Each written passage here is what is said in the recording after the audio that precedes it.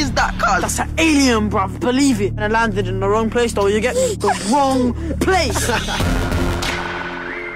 Well done, lads. You discovered a species hitherto unknown to science. Believe. Maybe there was a party at the zoo and a monkey shagged a fish. See, I've told y'all, you've heard me say this before. There's a zombie attack, an alien attack. I don't know if Russia decides to invade, get your ass either to a trailer park or the projects. A trailer park? What the hell's a trailer park going to do for you? A lot of white trash people there with guns. Yeah. Okay, maybe not I thought you guys. I'd just get killed quicker. Yeah, maybe not you guys. Yeah, exactly. But that's where I'm heading. I'll be all like, the South will rise again, my brothers. Let's kill some zombies. Yeehaw! I'll tell you now, what. wait a minute, Cyrus. Didn't we just see you on the TV with them niggers? Man, they just drawn that way. And you know what? If the trailer park is close, you better be. You better believe I'm gonna be in whiteface trying to be right behind you. I'm his friend Percy. And before the aliens show up, a tornado come and wipe all y'all off the map. That is true. Yeah, y'all haven't found a way to like beat tornadoes yet, but zombies. Y'all are fucked either way, because if life turns into a horror movie, you're pretty much first to go. Right? You're like, sorry, bye to the black people. Not today though. Oh no, but zombie movies are the exception. Exactly. Black people survive till the end of but then they still die. Well, you know, this movie here, Attack the Block, you know, has put a new spin on that. That's now right. You go where there's nothing but black people. Look, we might run, but you know the reason why we're running? We run to the projects so that we can like get our groups and numbers together. We got to increase our odds. Hell yeah. In fact, I'm about to get some real estate in Compton right now because where all the gangs are. There's plenty of guns there. If only it looked as nice as this building does in it's in South London in Brixton, you know, because they have some beautiful shots of this building. I was like, that's better than what I got. You know, it's one of those things where they're supposed to be in the poor part of town. I was like, man, that London must be a rich city where even the slums look better than even the slums look nice. I don't see bums on every corner. On those same place Harry Brown was killing people. You know what? I think about that too. Same place, I think. But you are right. Yeah, you know, it's. I think what the reasoning here of why you would want to do that is because, like, most people just run screaming. These kids are like, man, this is going to be awesome. It's going to be so much fun. This is going to be awesome, and they know, like, they know the lay of the land, you know, just like the goddamn the Viet Cong and over there in Afghanistan, they know where every nook and cranny is to fuck you, and these guys do too. I mean, by the way, co-host, the reason why these housing projects look so nice is because they're called council estates.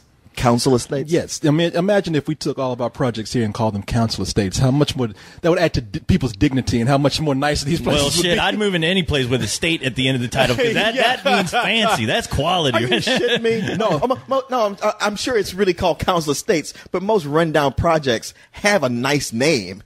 That is true. Pecan garden. The sign's got bullet holes in it. Yeah. You know, I mean, the reason why we're talking about housing projects and, you know, aliens and whatnot is because in this movie, Attack the Block, there is an alien invasion of some sort.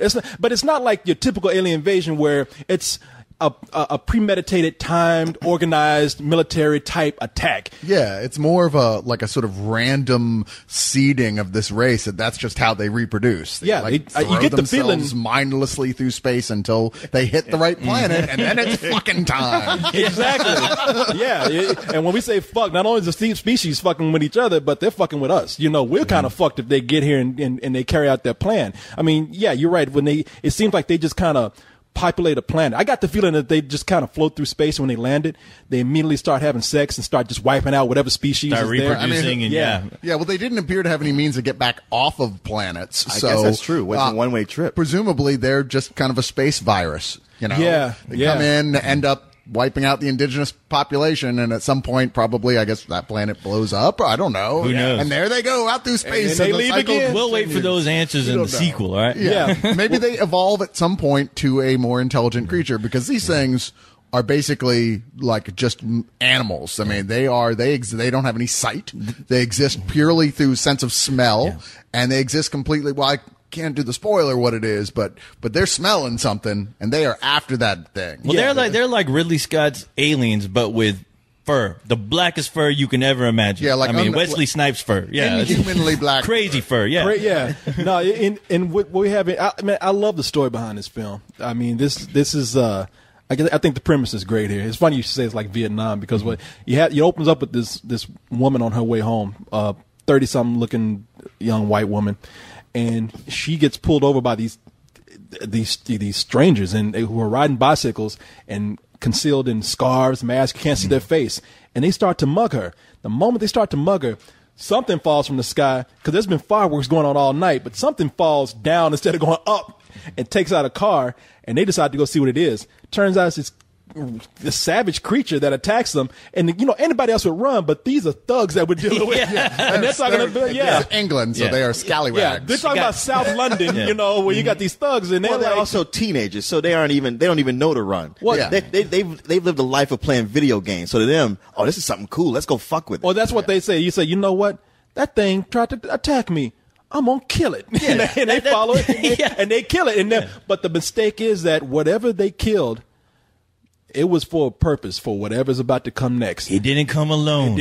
And so right after, we see more meteors falling from the sky, and they were coming for that one thing, but because that one thing that fell first is dead, now they're after the kids who are responsible for it. And with that, this story brings along these aliens. They make these alliances with people who you never thought would be forming these alliances to protect each other before. And you also get elements like crazy drug dealers who are coming after these kids, police who are after these kids. I mean, it's amazing that the way they bring all these things together and make it work in one movie. This film is, I believe, better than any blockbuster that I've seen this summer. And the sad thing about that is I saw this film back when it premiered at South by Southwest. And it won the Midnight Audience Award. It won the Midnight Audience Award. And the thing that sucked is that after I saw it, I really did feel like this is the greatest movie I've seen in a long, long time. And I couldn't tell anybody about it. I couldn't really talk to anybody about it because nobody would know what the fuck I'm talking about. I can only try my best to try to sell the premise. When you try to sell a premise as easy as this, you figure, okay, an alien invasion movie, whatever. But the thing is, this movie takes it to a whole nother level that, it's like, wow, this is the movie I've been waiting for a long time. Something that appealed to me and my sensibility, what I like. And this movie does it in spades. Not only that, but just the thing that makes it work is the cast. The cast of these kids that they got, who I heard from the director that they actually a lot of these kids in this movie have never acted before ever. Especially the main character who plays this character called Moses, who is the leader of this group of kid thugs. Look like a young Denzel Washington. He did. But man, he just like but the thing is, he was phenomenal along with his cast. And the thing that works about this cast is that you've seen like great gangs like the Warriors, even the Goonies, where there's this camaraderie, and they really bring it into this film, especially introducing these aliens, where these kids are like, all right, shit is going down. We got to take care of it. We got to figure out what this is, and we got to get through this. I'm glad you mentioned the Goonies because I kept thinking through this whole film, and even though it's not what Super 8 was trying to do at all, this is what Super 8 was supposed to deliver, that kind of feeling of a bunch of kids and their little peculiarities gathering together against some sort of weird sci-fi threat. And like this delivers that in spades. I mean, even though it's much more violent than anything Spielberg would have done back then, to say the least, it still gives you that feeling that Super 8 for me it was not there. It's a Spielberg film with balls, a big fucking balls, big furry black balls.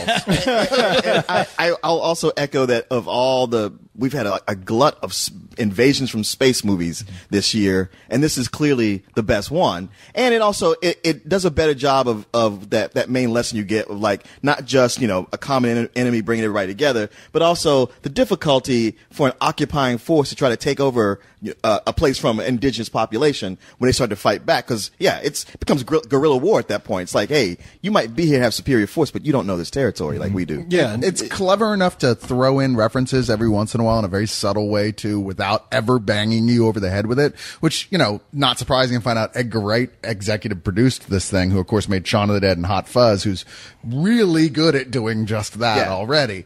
And I think that's a lot of its success, is that you're like, as someone who's familiar with the alien genre, it's smart enough to go, we are too, but not keep reminding you of it loudly and over and over again. Yeah, no, I just, like I said, the whole thing for me in this movie was all the characters. It's funny that you should bring up Super 8, and we just recently saw Cowboys and Aliens. And this movie, you're right, is everything that both those movies should have been. Because these kids feel, I mean, maybe they're a little too clever to be kids in real life. Maybe they aren't. I don't know. But at least in this movie, I felt like they were actually real people. Instead of like characters who were written to be friends. I feel like they really were friends. You know every individual character. You get a sense of who they are. Wherever you're going, I'm coming with you. No way, man. She's bare annoying. Make her leave. Let that snitch get murked. Dennis, man, I need the nurse. Do you want me to die? You can't stand around here arguing. We need to roll now. My name's Sam. Jerome. I'm pissed. No, man. Dennis. You're Moses, right? Gonna need a weapon. And the thing is, that's good for a movie like this, because I always hate it when they introduce you to eight different characters, but when they start picking off people, you just don't care because you really don't know them. And even between the characters, it's like the characters don't even know them that well, because when somebody goes in this movie, you're like, oh fuck, you know? By the time somebody dies, like who is somebody you've been introduced to, you like them and you like the other characters, and then you realize no one is safe. And that makes so much more the immediacy here of why this film turns into, at first being very just funny and fun, to being kind of scary. Mm-hmm.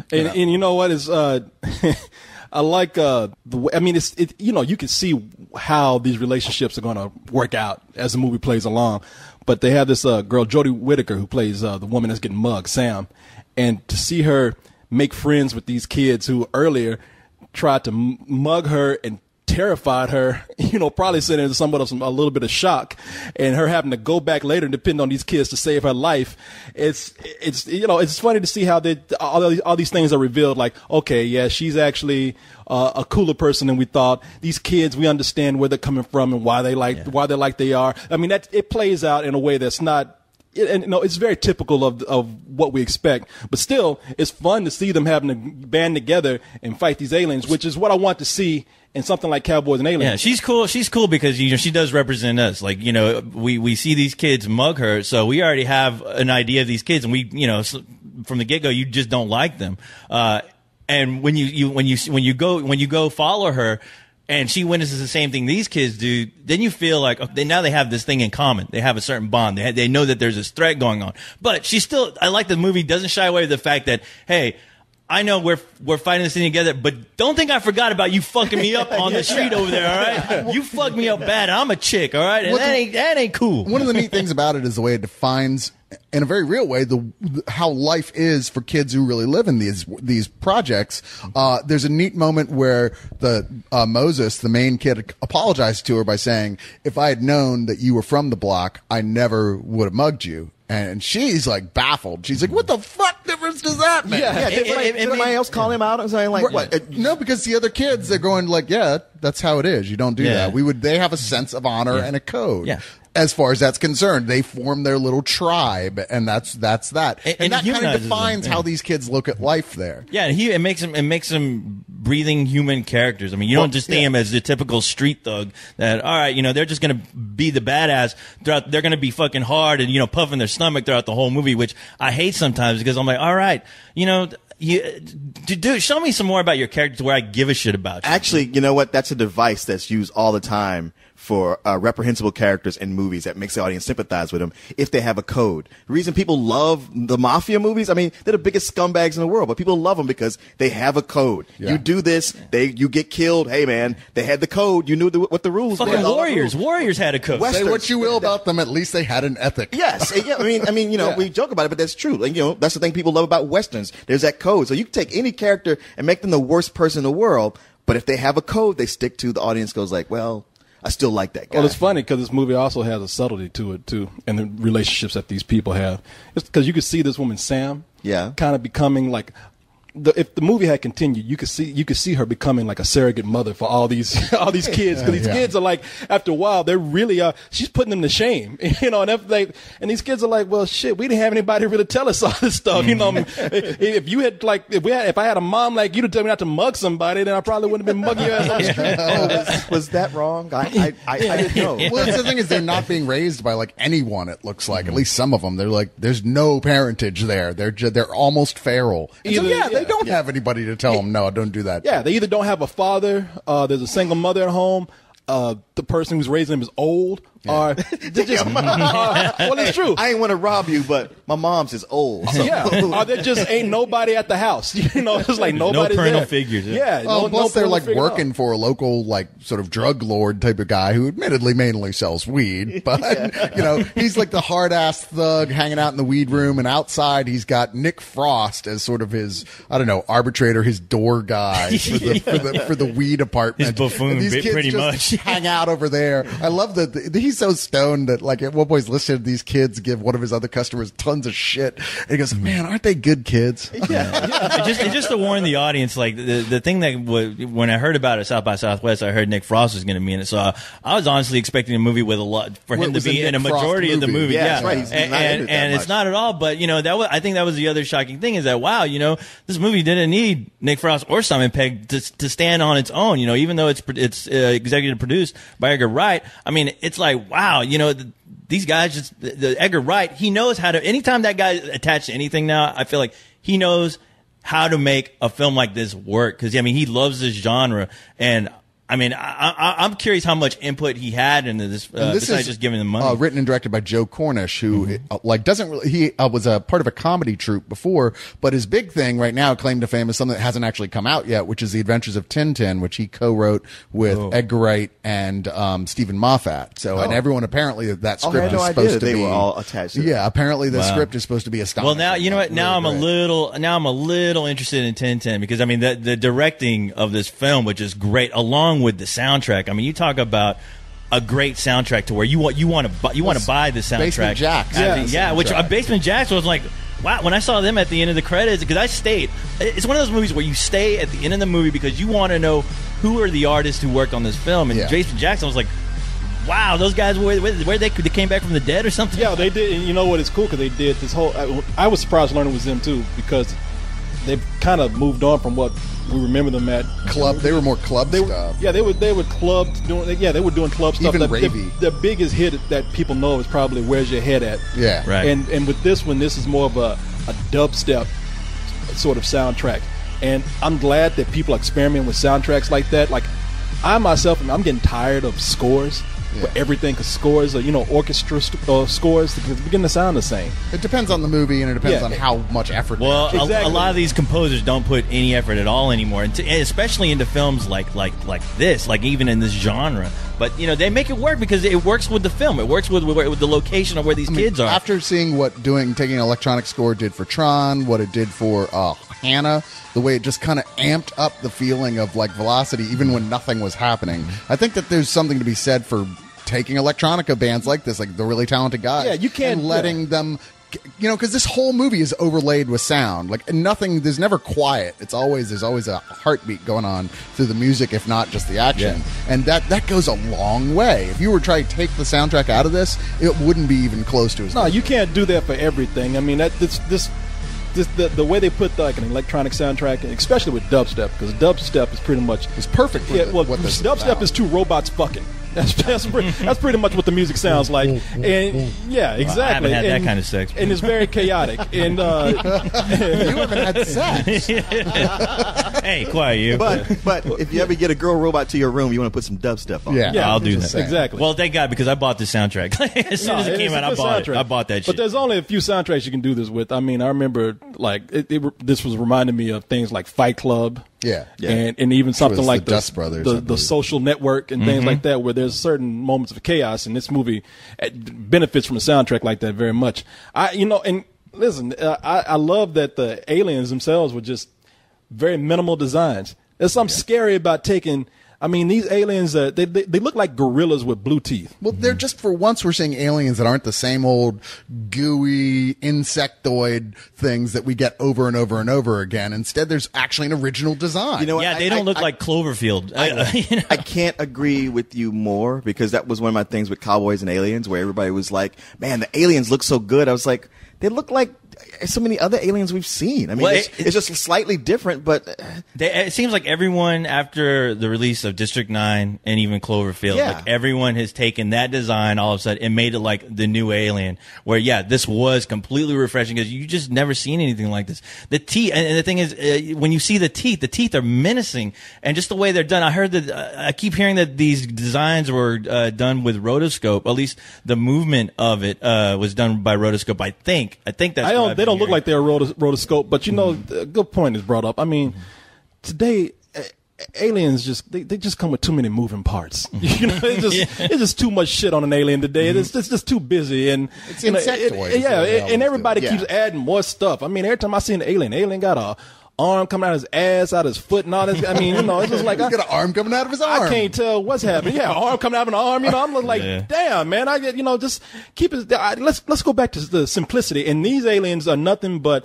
I mean, these aliens are so black that shadow doesn't even reflect on them. Well, it's also, I think, like these aliens are kind of mammalian in origin, as opposed to insectoid. They're more like a gorilla, wolf, like a primate looking but alien. It makes it more like these most other aliens you see. They're so different from us. It's almost like you have to spend time just wrapping your mind around them. And how are they existing in our atmosphere? These look like they could exist on Earth. Yeah, and they could live. And it's something about it to where, like, that sense of familiarity, the gorilla mixed with a wolf with whatever, that almost makes it kind of intriguing. That makes it like you almost want to relax and go, what are you? You know what? And yet you still got to run for your life. Imagine buckwheat's hair with teeth. Pretty much.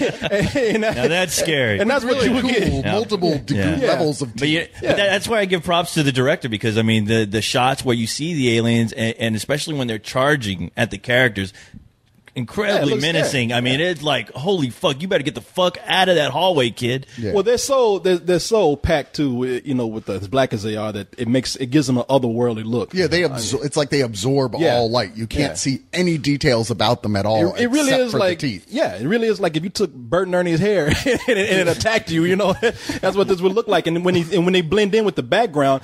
It's funny because it's like, it should stand out because it's so black that you kind of like, man, that doesn't look real at first, but then you're like, well, these are aliens, and it really does work well with these environments by looking like they're otherworldly creatures attacking these kids. And speaking of these kids, man, that kid you're talking about that looks like Denzel Washington. The guy who plays Moses. Yeah, John Boyega is that kid's name, and that kid's never acted before. Then he needs to keep doing it. He needs to keep doing. Yeah, he plays Moses, the leader of the gang here. And he comes off as very cold, almost, a little threatening in the beginning for just being like a young teenager. We're talking about somebody who's like 15 years old. But the kid that kept making me laugh, like, was a kid named Pest. Alex S. Small is his name. He's the white kid of the bunch. He's a comedic. He's like almost like the comedic character of the. And he just had all the right things to say. He kept like saying dialogue that we would say. And that's what's great about this. It's like one of the things that we failed to mention is that this is a comedy. I mean, it's one of those things. It's a sci-fi. It's a sci-fi horror action comedy. I'd say a sci-fi action. It's a sci-fi comedy. horror comedy. Mm-hmm. And it's every drama. It really is. I don't know if I could even label it a comedy. It's comedic. It has comedic elements, and yet. It's never played up for laughs. Nothing is played up for laughs. I could say like, I see this as a comedy. No, I think it's all played pretty serious. I will say I will come out and say that it's a comedy. It's like and the comedy comes into the fact that this is it's a coming of age story. We mentioned things like the Goonies. I saw all kind of stuff in there that said, this is granted it's a rated R comedy. Maybe you think of more something like Stand By Me or something like that, but again, this is probably, for being a science fiction horror film, it's probably one of the most realistic portrayals of a coming-of-age comedy that I've seen with kids hanging out on the streets. It does line perfectly with like the other Edgar Wright movies, even though he didn't direct this. As far as like Hot Fuzz and Shaun of the Dead, to where the gruesome parts are gruesome, but when the comedy comes in, it's subtle. So it's not like in your face this is all done for laughs. Yeah, it's not like, here's the I jokes. honestly think it's something that you can't really label. Like trying to label it wouldn't do it justice. You know honestly. why it doesn't seem like a comedy outwardly, I think, is because like we're so used to comedies now, like, outright comedies being set piece, set piece, set piece. Here's this element that's all leading up to a joke. And this is, it's more important with the drama and the action. That's the thrust of the plot, not separating out for jokes. But it's funny because of the dialogue between these kids and the way that it's sort of reflective of other alien invasion films and self-aware of them. Yeah, no, and that's the funny part to me, where they say, the whole attitude from the beginning is like, oh shit, an alien invasion has happened, we should run. And they're like, no, they came to the wrong fucking neighborhood for this. Right. Yeah, they did. Well, maybe that's the thing. You keep saying, like, harping on how black they are. Maybe that's why they're in the projects, because they can't get an apartment anywhere else. Like they're trying to actually file for an apartment. They're just trying to get an apartment. They just get the door shut right in their face. We're going to put you in the council estate. How about to see if they got the translation? Look, we tried to go through the proper channels, and you people denied us. What else were we going to do? Yeah, sorry, we didn't mean to invade here, but they wouldn't let us go to this white neighborhood. But you know what? We keep talking about how great some of the things are in this movie. My biggest complaint in this is the villain. The villain just seemed like they were, and I'm talking about the villain being the drug dealer Hi-Hat. I think that was his name. The guy that's so hard that he listens to his own music he to pump listens to his own himself rap up. music. Yeah. I felt like that they were trying to have they thrust him in the movie as a villain a little bit too much. His role felt a little bit forced.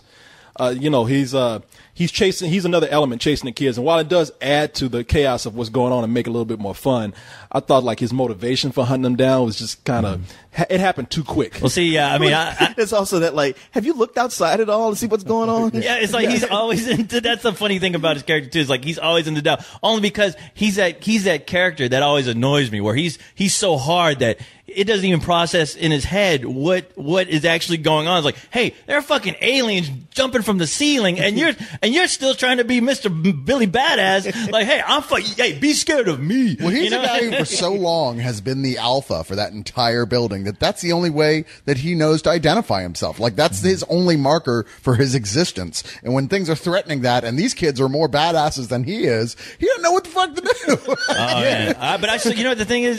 Despite all that, I still love this character. I mean, I honestly thought he added that element like the Warriors had, where they're trying to get from point A to point B. And, here comes the orphans to fuck with me. I was like, I don't have time to deal with you right now. There's this fucking threat going on right now. But no, he comes in and he fucks shit up every once in a while. He is that fucking, he's that brick in the road or whatever. And yeah, I like that. I like that about that He's character. the other wild card that makes this whole thing that much more exciting, because not only are they running from the aliens, they're running from him, and they're running from the cops. So it's like, wow, there's nowhere safe to go. Yeah, really. yeah, there is. I mean, the movie's. I'm sorry. I do like how British gangsters are always named like Dick Tracy villains, like Hi-Hat and Bricktop. Yeah. No, and then and it's just fun to see. Just, I mean, like I said, it's really what makes this movie work is that it's just a big character piece. I mean, the aliens almost are, they are the danger there, but to just see all these characters interact with each other, like especially like the two little kids, Mayhem and those guys are awesome. Mayhem and Bucky, whatever. I don't know. I thought his name was Prophet or something like Prophet that. And I don't know. Two 8-year-old kids who are in the mixes. I mean, really, it's a world that's almost totally devoid of adults, and when adults do come in, they're not very effective. And to see these kids just take their matters in their own hands is what the strength of this movie is. I mean, imagine if Charlie Brown and the gang were getting attacked by aliens and they had to do something. It's that fun of watching a movie where you want to be those characters. Like, you want to hang out with those kids. You want to have the fun. Just if you know it's a movie. You want to live this experience of fighting aliens with your friends. I mean, well, hey man, all I can say about this is allow it, bro. Believe this is a full price movie, man. It's funny because before seeing this, Cyrus kept warning me. He was told, like, oh, man, I hear that you can't understand what they're saying. You're gonna have a hard time. I was like, no, all you gotta do is watch the first season of Ali G's show. You'll get it. It's no problem. Yeah, walk one blood. I like the movie a lot, and everything you guys say is absolutely dead on. I just didn't love it as much as you did. It's like all these positive things are absolutely true, and I liked them, and yet they still didn't win me over to that. Like, okay, well, God damn it, Leon. What were the things that you saw that didn't make this? You know, see, that's the thing. I can't really come back to you and say like, don't tell me you don't know. It did this and it did this. I'm like, you just didn't warm to it as much. That's all. Thank you, Cyrus. That's what it was. It was like, yeah, I'm watching this and it is good, and yet, you know what? For co-host, it plucked just the right strings for him. It's the movie he's always wanted to see. Mm-hmm. And for me, I was like, you know what? This is good. I just wasn't that movie that I've been dying to see, and yet I recognize how good it is. So for me, it's more of a high matinee, low full price movie. Well, which one is it? Wait. He's got to make his card. I'm about to throw a brick at you. Yeah, I don't know. You know, I'll give it a low full price because it is everything you guys say. And just like I said, it didn't hit me like, man, I can't wait to go buy this or watch it. I like how you trying to be slick. You just think you're going to walk away with this without giving one review. You're trying to give 2 reviews, going to try to sneak out of here with that. Get your ass back over here and give us a review. You just don't want to get killed like you don't want to get killed like that Inception review. Like, oh shit, I'm scared. Now we can say, no, I gave it a full price. I didn't give it a full price. Listen to it again. just to cover all your bases. Hey, shut up. Well, you know what? It's one of those movies, like I said, it's one of the biggest surprises of South by Southwest for me. And it shouldn't have just won that audience award or the Midnight movie. It should have won just the award for the best movie at South by Southwest. I was fucking enthusiastic when I saw it. I plan on seeing it again. This is one of those movies, I've been waiting for a long time to see an alien invasion movie as fun as this, and it delivered, and it delivered in every aspect of filmmaking that you can imagine. I mean, hell, this movie, what I really love about it the most, it never slows down. There's never a slow or dull moment, period. And I love that. This movie is fucking amazing. Everyone should see it, even though it's sad to think that a lot of people probably won't see it because I know it's only getting a limited release in certain cities, which really sucks because this is worthy enough to be a huge blockbuster film. But go to your nearby city and see it, because otherwise you're going to be that douche who didn't go see Shaun of the Dead when it came out. Exactly. If you're into cool shit like me, go fucking see this movie now. I'm giving this a fucking better than sex because it deserves it. Not only is this the best movie I've seen this summer, but I want to say it's probably going to be the best movie of the year, honestly, for me. I mean, fuck Harry Potter. Moses is a name people should fucking remember from here on out, all right? And when you see the movie, you will understand. All Black right? Moses? I'm out. Moses. Blah, blah, blah, blah. If I'm not mistaken, there's a whole race of people who worship Moses. You sure about this? British? Are we talking about the same? We talking about the black kid? Oh, you mean that kid? The black kid from Brixton? No, never mind. Oh, okay. Yeah. No. Different Moses. I'm actually with these other two guys here. I think this is great stuff. This is super entertaining. One of my favorite movies this year. It's like that TV show Misfits crossed with a Spielbergian kids adventure film. You know, it's hard, no question. It's not something to bring little kids to because it gets really violent at points, and awesomely so, may I add. And there's some strong language in it and sexual references and kids smoking dope. You know. Hey, that shit happens. But it's super fun. People were warning a lot about how the Cockney accents and the slang were ununderstandable, and I didn't have a problem with it at all. Maybe it's because we had a really good print and some people saw ones that weren't as good being projected as well. But I'd say try and see it in a nice theater, perhaps.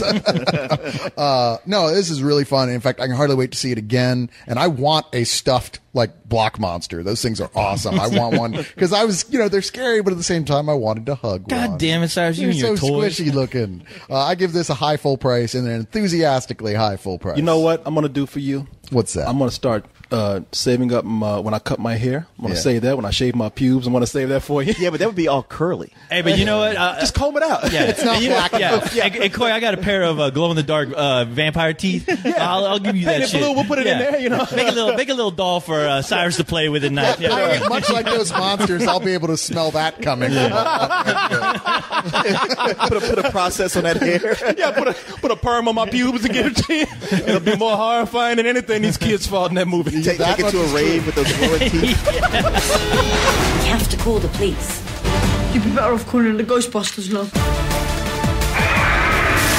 My name ain't Gavin, it's Mayhem, and he's Prob. Arthur kills us. No one's gonna ever call you Mayhem if you keep on acting like such a wussy.